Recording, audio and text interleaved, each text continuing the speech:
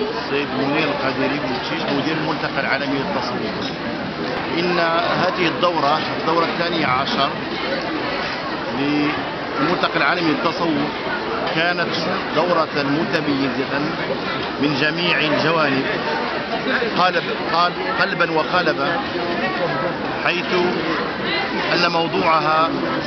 هو بالأهمية بمكان الدبلوماسية الروحية ودورها في تفعيل قيم السلم والسلام، في تفعيل مكارم الأخلاق، في تفعيل القيم الإسلامية والإنسانية العالمية التي بفضلها نعطي للإسلام الصورة الناصعة كما جاء بها الرسول صلى الله عليه وسلم، الرحمة المهداة، إسلام القيم الإنسانية، قيم السلم والسلام والمحبة والوئام، بعيدا عن كل تطرف وعن كل إقصاء للآخر، وحتى نشتغل جميعا على ما يجمعنا وعلى المشترك القيم الإنساني لوضع جسور حضارية بين الشعوب، ويكون المسلمون سفراء لها مساهمين فيها، وحتى نجعل هذا الإسلام صورته صورة تتسم بإسلام الرحمة والأخلاق، بعيدا عن كل ما ينسب إليه وهو منه براء. فهذه الدورة كان لها توصيات مهمة، أولها هو إنشاء جامعة صوفية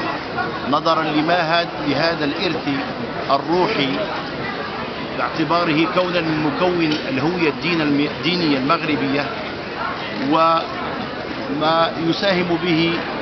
في إنجاح المشاريع الموازية، لأن لا تنمية بدون إصلاح فردي، فإصلاح المجتمع لا يتأتى إلا بإصلاح الفرد، وإصلاح الفرد لا يتم إلا عن طريق إصلاح قلبه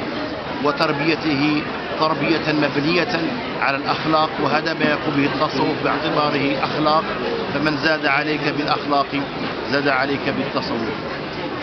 كذلك الاهتمام بهذا الإرث الروحي وتفعيله في البرامج التربوية،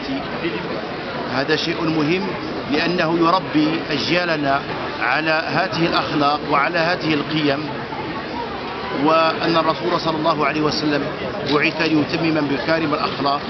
لقوله إنما بعثت ليتمم مكارم الأخلاق. كذلك التفكير في إقامة ويب تي في، يعني تلفزة على الانترنت وفضائية كذلك تهتم بذلك، وكذلك إبراز خصوصيات الطريقة القادرية البوتشيشية نظرا لما تلعبه مثل المكونات الأخرى التي تشتغل بالشأن الديني، وحتى نوحد الجهود وتضافر هذه الجهود من أجل أن نعطي للمغرب، والمغرب هو بلد يتسم بهذا الإرث الروحي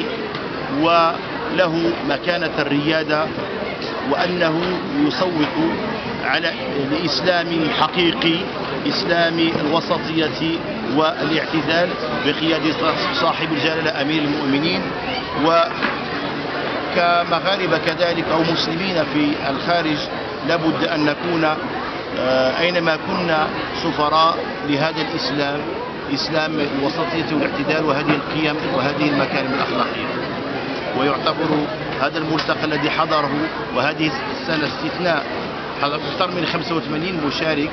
من القارات الآسيوية، من باكستان ومن الصين ومن ماليزيا ومن الشيشان، وكذلك من الدول العربية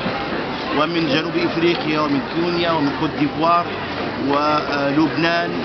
يعني أن حضور إفريقي متميز وعربي وأوروبي ومن أمريكا ومن فرنسا وإنجلترا، كل هذا يدل على نجاح ومتانة هذا العمل الأكاديمي. هذه المحطة، محطة الملتقى التي أصبحت يعني محطة أكاديمية متميزة بعملها ومتميزة بجدية عروضها ومجالسها وندواتها. فنشكر كل الذين ساهموا إلى إنجاح هذه الدورة 12، سواء كانوا سلطات محلية وكل من ساهموا، رجال الخفاء والإعلاميين، لهم منا جزيل الشكر والجميع. ونحن نشتغل جميعا من أجل هذه، يعني أن يصبح المغرب رائدا وسيبقى رائدا وبلد الأمن والأمان.